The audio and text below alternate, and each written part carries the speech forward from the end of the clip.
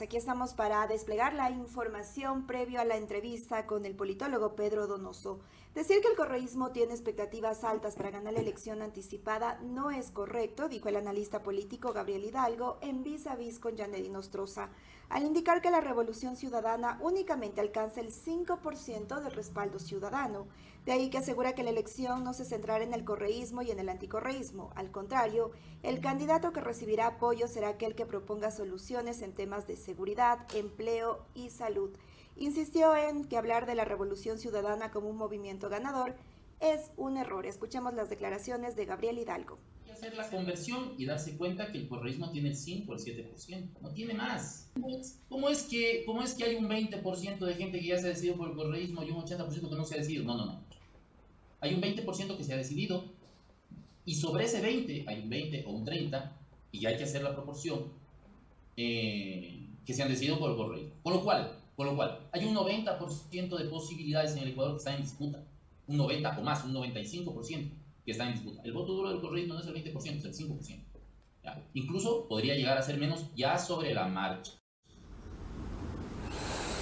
¿Qué opina Pedro Donoso sobre esta afirmación y cómo está el panorama político? ¿Cómo ve este ambiente y esta posibilidad, por ejemplo, de que los ecuatorianos podamos decidir entre propuestas y no entre personas? Como desde mi punto de vista podría estar sucediendo. Pedro, buenos días, bienvenido. Gracias por la invitación. La verdad no sé cuáles son los cálculos que esta persona ha obtenido, digamos, me parece que es bastante, más bien que es poco riguroso, es decir, yo no sé cuál es su base, digamos, técnica para afirmar lo que afirmó, ¿cierto? Creo que es supremamente importante siempre ser riguroso y a la larga aportar finalmente, si es que uno va a hablar con data, descifrar o evidenciar cuáles son sus cuentas, ¿no es cierto? Ya hablando del ámbito de la cancha electoral, me parece que es supremamente importante enfocar el análisis en 4 factores, ¿no es cierto? Primero son los jugadores, que siempre, digamos, tendemos a hablar solo de los jugadores y no son solo los jugadores los que tienen un peso político en la dinámica, ¿no es cierto? El segundo son los equipos, que es supremamente importante, es decir, los partidos políticos. El tercero es la cancha en la que se va a jugar este proceso y el cuarto es la dinámica del proceso electoral en sí mismo. Yo creo que esas 4 dimensiones son fundamentales para entender. Y si empezamos, por ejemplo, con el tema de los jugadores, la introducción que usted dio, digamos, tiene mucho sentido. Es decir, seguimos siendo este país de partidos sin candidatos, de candidatos sin partidos y de partidos y candidatos sin ideología, ¿no es cierto? Un ejemplo de eso es el expresidente de la Asamblea Nacional, como usted muy bien decía, ¿no es cierto? Virgilio Saquicela, alcalde de Cañar por Creo, ¿no es cierto? Después candidato a la Asamblea por Democracia, sí, parte de la bancada del Acuerdo Nacional y después, digamos, plega a la oposición. Es decir, digamos, estos actores políticos que tienen la facilidad de cambiar, digamos, la tendencia política y lo estamos viendo, ¿no? Es decir, por ejemplo, el mismo Democracia, sí, que ahora auspicia dentro de una alianza al candidato Yacu Pérez, que en las seccionales auspició a Andrés Páez finalmente para la alcaldía de Quito, que dijo que él no va a permitir que el movimiento indígena venga y se tome Quito. Es decir, hay una contradicción ideológica. ¿Qué decir, por ejemplo, del candidato Villavicencio que se lanza, construye la tienda política de la ex ministra María Paula Romo y del ex secretario de Estado de Lenín Moreno, y al cual él acusó cuando era periodista finalmente de procesos de corrupción? Es decir, no hay como mucha lógica y no hay mucha relación finalmente ideológico-política entre movimiento y actor político. ¿Y por qué esto es importante? Aunque parecería que no es importante.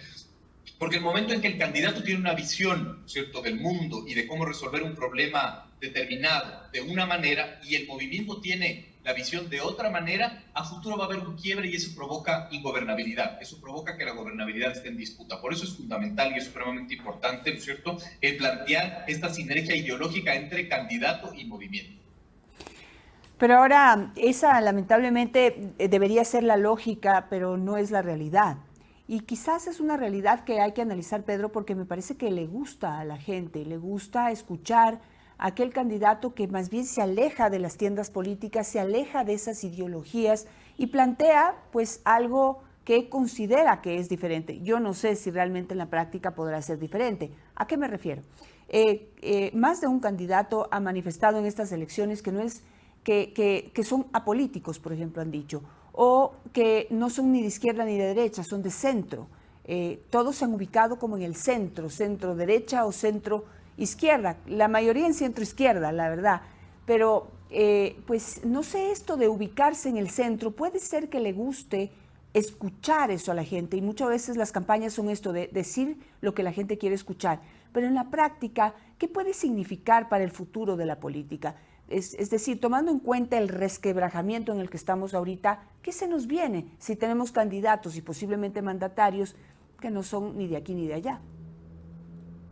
A ver, yo pondría en duda esto de que a la gente no le gusta la izquierda y la derecha. ¿Y por qué lo pondría en duda? Porque si bien todos los cuantitativos, ¿cierto?, te dicen que el momento que les preguntas la gente no se identifica con el uno o con el otro, es evidente porque este no es un problema cotidiano, porque por lo tanto la gente no tiene por qué saber qué significa ser de izquierda y de derecha. Es decir, hay algunos estudios más cualitativos que cuantitativos que te conceptualizan esa idea. Es decir, que te preguntan, en vez de decirte usted es de izquierda o de derecha, usted vota por izquierda o de la derecha, te preguntan, ¿usted vota por un Estado fuerte o un Estado débil? ¿Usted vota por un mercado más presente o un mercado más ausente? ¿No? Es decir, esos rasgos que hacen de la ideología en sí misma, ¿verdad? Es evidente que los marketineros políticos lo que te plantean es no te etiquetes porque finalmente vas a perder en un segmento o en otro. Es decir, no creo que esto es un tema de responsabilidad de la gente, sino de, a la larga, la dinámica política, ¿no es cierto?, de los asesores, de los candidatos, de los partidos políticos, ¿no? Finalmente, es lo que usted dice, es decir, ¿por qué es esto fundamental? Y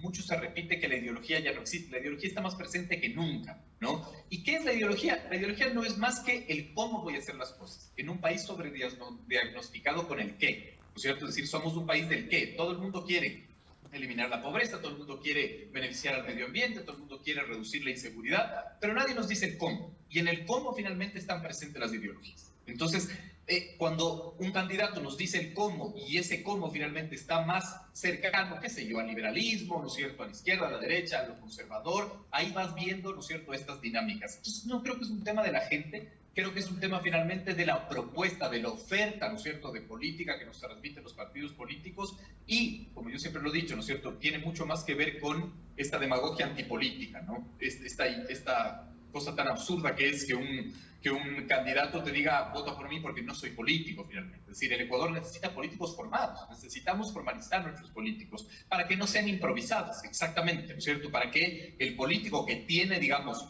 el rol social de emitir política pública, de gobernar, de liderar, tenga las bases políticas, ¿no es cierto?, para resolver los problemas de la ciudadanía. Pero ahora, Pedro, como vuelvo y digo, eso sería como lo ideal. Y yo realmente, aunque usted dice las ideologías están más presentes que nunca y todo, yo siento que hay una desconexión. Y esa desconexión viene desde lo que está sucediendo con la estructura de partidos, o mejor dicho, con partidos sin estructura. Y hoy estamos viendo que están buscando candidatos, agarre lo que pueda. Venga cualquier candidato de donde sea, no importa a qué tienda perteneciste, no importa qué hiciste, no importa cuál es tu historial. Después vemos. Eso es el después, ¿no? Hoy necesitamos presentar una lista de candidatos y pues me preocupa lo que viene mañana. O sea, mañana vienen esas asambleas en donde nos topamos con sorpresas de que los que eran de derecha ahora son de izquierda, los que son de izquierda ahora son de derecha, aunque se presenten como personas de centro. No hay estructuras, no hay capacitación, no hay preparación, digamos, no hay esa formación de políticos para que esto que estamos viviendo ahora nos invite a arrancar este nuevo periodo con una política diferente. Yo no sé si incluso si podemos decir que vamos a tener más de lo mismo. Yo creo que el remedio va a ser peor que la enfermedad. ¿Usted qué dice? Digamos, estaría de acuerdo y eso no se debe. Eso se debe en cierta medida, ¿verdad?, a la laxitud de las normas, digamos. Es decir, el Código de la Democracia que te permite finalmente que cualquiera sea candidato en un partido político, ¿no es cierto? Y después vienen esta lógica absurda de los independientes, ¿no? En la Asamblea vemos mucho que hay mucho independiente, ¿no?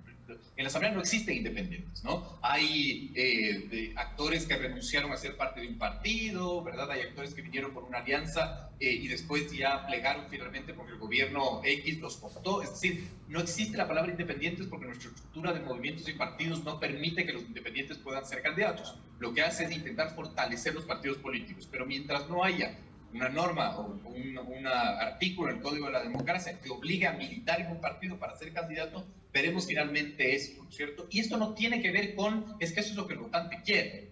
Esto tiene que ver con la seriedad de la propuesta democrática por parte de la estructura institucional, porque si no, el ciudadano tampoco quiere pagar impuestos seguramente, pero no por eso vamos a plantear un sistema sin impuestos. Esto tiene que ver con la responsabilidad finalmente de los actores políticos. Y es evidente que los actores políticos a ellos mismos no se van a poner, digamos, este tipo de limitantes, porque si no, finalmente no podrían cosechar de este mar de candidatos que no tienen relación ideológica ni militante con los partidos. Entonces, sí podría ser, por ejemplo, esta una iniciativa de parte de la sociedad civil, por ejemplo, para reformar el Código de la Democracia. Y no sé si es que lo que viene será, digamos, parte de la dinámica que en algún momento nos puede llevar a hacer algo mejor. O en este momento simplemente viviremos más de lo mismo o el remedio peor que la enfermedad. ¿Dónde se ubica usted? Es difícil predecir, ¿no es cierto? La cancha en la que se está jugando este proceso electoral es muy complejo, ¿no es cierto? Esta última encuesta de perfiles de opinión del 3 y el 4 de junio, ¿no es cierto? Bastante reciente. Claro, nos da cifras, las mismas cifras que he repetido, no ha cambiado mucho, ¿no es cierto? El 96% de los ecuatorianos y ecuatorianas se sienten pesimistas del presente. Hay solo un 12% que creen que el escenario político va a mejorar, por ejemplo, ¿no? Y eso es supremamente decidor. Hay menos del 15% que cree en el Estado, es decir, sí, yo considero que no va a mejorar porque no hay cambios estructurales. Esto también podría deberse finalmente a que vamos 8 años de gobiernos transicionales, ¿no es cierto? Moreno, increíblemente, fue un gobierno que se autodefinió como un gobierno de transición, sin serlo finalmente. Después Lasso se autodefine como un gobierno de transición al convocar la muerte cruzada. ¿Y esto qué quiere decir? Que de una u otra manera la estructura política no intenta resolver problemas estructurales, valga la redundancia, sino finalmente pasa de agache, ¿no es cierto? Apaga incendios y con eso finalmente pasa 8 años de gobernanza. Yo no soy muy optimista del futuro, ¿no es cierto? Habrá que ver qué es lo que sucede, ¿no es cierto? Nosotros consideramos que es medianamente probable, es decir, en la lógica de proyección con escenarios, es medianamente probable que, por ejemplo, volvamos a las urnas en 6 u 8 meses con una asamblea constituyente, si es que el correísmo e incluso el movimiento indígena, digamos, logra algún tipo de representación importante en la asamblea y que se cambien nuevamente las reglas del juego, pero claro, yo no soy muy optimista tampoco porque seguimos en este proceso transicional. Pero bueno, el movimiento indígena no sé si logre tener una presencia o mucho menos una presencia importante en la próxima asamblea, toda vez que, bueno, hay algo todavía que se está definiendo en el Tribunal Contencioso Electoral, pero por el momento pues quedaron fuera de las elecciones, al igual que el Partido Izquierda Democrática. El Partido Social Cristiano no está participando directamente como siempre lo ha hecho, ahora lo hará en fórmula con un conglomerado de partidos alrededor de Jan Topic. Es decir, digamos, tenemos un panorama y por eso digo, están los partidos políticos viviendo las consecuencias de no haber trabajado en su fortalecimiento durante los últimos años. Pero lo que yo veo es que tendremos más bien una asamblea mucho más, digamos, dividida, dispersa y con representantes de movimientos que jamás hemos escuchado, que no sabemos de dónde salieron, que seguramente nos sorprenderemos con los dueños de esos partidos, quiénes son, de dónde, cuál es su historial político, empresarial o de qué, cuál es la trayectoria que tienen, porque es pues este cascarón con un dueño, eso es lo que tienen la mayoría, ¿sí? Y yo creo que viviremos eso, pues un montón de representantes de partidos o movimientos que jamás hemos escuchado. No sé qué dice usted, ¿será así? A ver, este fenómeno electoral es bastante interesante, digamos, ¿cierto?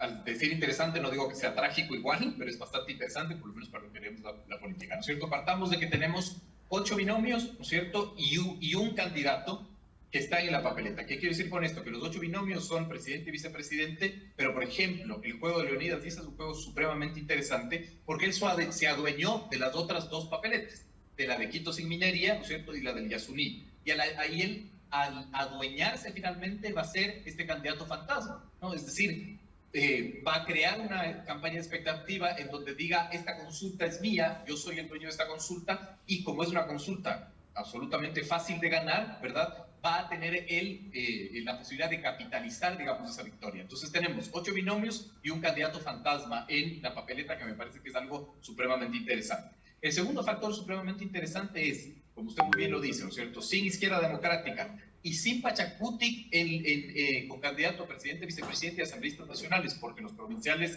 logró inscribir, habrá que ver qué es lo que decide la autoridad electoral, ¿no es cierto? Pero sin esos dos actores que son de los actores que ganaron finalmente representaciones importantes en el 2021, la gran pregunta es esos votos a dónde irán. Entonces es altamente probable, o quizás medianamente probable, que tengamos otra vez una asamblea atomizada, pero en el lugar finalmente de Pachacutic, por ejemplo, que estén los de esta alianza que lidera Yacu Pérez, ¿no es cierto? Y en vez de la izquierda democrática, que esté, digamos, esta alianza que lidera Otto Sonnenskold. Yo creo que en más o menos la misma proporción. Es decir, no creo que veamos cambiar mucho la asamblea, a pesar de que las proyecciones podrían decir que, por ejemplo, el correísmo podría obtener mayor, digamos, votación. Ahí el factor correísmo es bastante interesante, que es lo que yo considero que se están jugando. Están jugando más a un voto geográfico que a un voto, digamos, de causa, ¿no? Es decir, al poner un binomio Manavita-Serrano, ¿no es cierto? Lo que buscan finalmente es regresar a ver los números de la primera vuelta que tuvieron en el 2021 e intentar subir sus votos en Manabí, subir sus votos en Guayas y subir sus votos en Pichincha con base a la gran victoria del 5 de febrero y con eso intentar ganar en primera vuelta, que me parece que es bastante complicado, pero no creo que es descabellado finalmente, ¿no? Pero, como usted dice, yo creo que veremos una asamblea atomizada, muy similar a la que vemos ahora, con actores distintos y con alianzas que son bastante, que llaman mucho la atención, ¿no? Esta alianza, por ejemplo, Avanza-Suma, digamos, ¿no? Suma ubicado en la derecha, Avanza en la socialdemocracia, es decir, no sé cómo se vaya a manejar finalmente esa alianza y, claro, podríamos ver también un rompimiento de esa alianza y otra vez pequeños bloques de legisladores, ¿no es cierto? Y eso claro, complica mucho la gobernabilidad. O sea, yo digo, pues el candidato a la presidencia de la República lo que normalmente hace si no gana es jalar algunos asambleístas, 1, 2, 3, 4, 5, no sé, los que sean, dependiendo de la fuerza de la campaña electoral. Pero mire la campaña de Daniel Noboa. Daniel Noboa está apoyado por Movimiento Pueblo, Igualdad y Democracia, PID, y Movimiento Verde Ético y Revolucionario, Mover, que entiendo era anteriormente Alianza País. Pero, ¿de dónde salieron estos movimientos? ¿Quiénes los lideran? ¿Quiénes están atrás? ¿Qué trabajo han hecho? Eso es lo que yo me pregunto. Y por una pregunta rápida, Pedro, quisiera saber cuál es su visión sobre las candidatas a la vicepresidencia de la República. Ya veremos cómo están las listas de asambleístas, pero por ahora tenemos 7 candidatas a la vicepresidencia y una candidata a la presidencia. Pero ¿cómo ve el papel de la mujer? ¿Qué es lo que se están jugando en este momento? ¿Cuál es el desafío para las mujeres en estas elecciones? O sea, teóricamente me parece que vergonzoso que se haya tenido que acudir finalmente a la justicia electoral para que cumplan la norma. Eso me pareció como asombroso, ¿no es cierto? Y me parece que, como es la dinámica en la cual necesitas el mandato legal para obligar finalmente a cumplir la paridad, que es algo que se alcanzó, digamos que es un derecho que se alcanzó y que me parece que es fundamental. Lo que me llama muchísimo la atención, Janet, es que los partidos políticos, salvo Revolución Ciudadana, ni siquiera lograron negociar el poner binomios de su propia militancia. Es decir, si usted ve, todos los binomios, ¿no es cierto?, son escogidos por el candidato a presidente que no es parte de la estructura partidista. Y ni siquiera los partidos lograron negociar la presencia de militantes de su propio partido en la papeleta, ¿no? Es decir, Jan Topic, por ejemplo. Jan Topic escoge él el binomio. No es del Partido Social Cristiano el que pone a sus militantes, ¿no es cierto? Y además que tiene, digamos, mujeres con muchísima experiencia, finalmente, que acaban de salir de la Asamblea, Marjorie Chávez, Diana Paz, etcétera, ¿no? Es decir, es supremamente interesante cómo ni siquiera los partidos políticos han logrado negociar la presencia de sus militantes mujeres en los binomios. Y eso no es menor. ¿Y qué quiere decir por qué quiero decir que no es menor? Porque cuando tienes un presidente y una vicepresidenta que no tienen ligazón ideológico-política militante con el partido, es altamente probable que haya un rompimiento futuro, que era lo que yo decía. Con eso me voy a quedar por ahora, Pedro. Muchísimas gracias por este análisis. Que tenga un excelente día y espero pues verlo nuevamente en esta contienda electoral, en el análisis, por supuesto. Gracias. Sí, por favor. Gracias.